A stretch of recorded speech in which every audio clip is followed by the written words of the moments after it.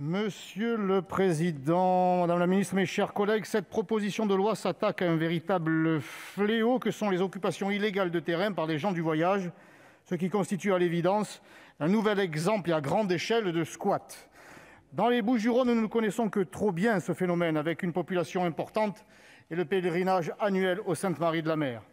Et nos communes sont bien dotées, avec près de 400 places sur les aires prévues pour l'accueil de ces populations. Des aires qui demeurent mal perçues par les maires, leur construction leur étant imposée par la métropole. Les grosses communes ont ainsi pu se délester de cette charge sur les petites villes et villages de Provence. Mais vous le soulignez dans votre proposition de loi, ça ne suffit pas. Des installations illégales continuent d'avoir lieu. Tous les étés, des terrains sont squattés, l'électricité et l'eau détournées, et à la fin, ce sont les contribuables qui payent. Encore et toujours les contribuables honnêtes qui doivent payer pour ceux qui ne respectent rien et surtout pas la loi. Cet été encore, c'est à Berlétan qu'un terrain a été illégalement occupé. Et comme le maire ne s'est pas chargé de faire expulser les gens du voyage dans les 48 heures, ce camp existe encore aujourd'hui. La gendarmerie y a pourtant mené une perquisition et a saisi plusieurs armes à feu non déclarées, évidemment. C'est un vrai cauchemar pour les riverains. Et pourtant, dans les communes voisines, ce ne sont pas les aires d'accueil qui manquent. Mais à ceux qui méprisent la loi, ça ne suffit pas, ça ne suffira jamais.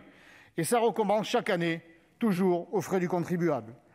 Je salue évidemment votre volonté de faire entrer les aires de stationnement dans les quotas de la loi SRU, tout ce qui peut permettre de préserver notre environnement, nos espaces naturels de la bétonisation est louable, même si, évidemment, il faudrait reprendre la loi SRU de fond en comble et tendre vers sa suppression. D'ailleurs, quand déciderez-vous d'inscrire à l'ordre du jour de notre Assemblée ma proposition de loi sur le sujet déposée il y a plus de 5 mois ? Il faut revenir au pragmatisme qui passe par la connaissance précise du terrain. La compétence des aires attribuées aux gens du voyage doit être retirée aux EPCI pour la rendre aux communes. Ainsi, les aires d'accueil entrant dans le quota SRU, les maires seront incités, mais libres, d'en construire et tout le monde y trouverait son compte. Enfin, il est nécessaire de rendre automatique la saisie des véhicules qui occupent encore un terrain après expiration du délai de la mise en demeure.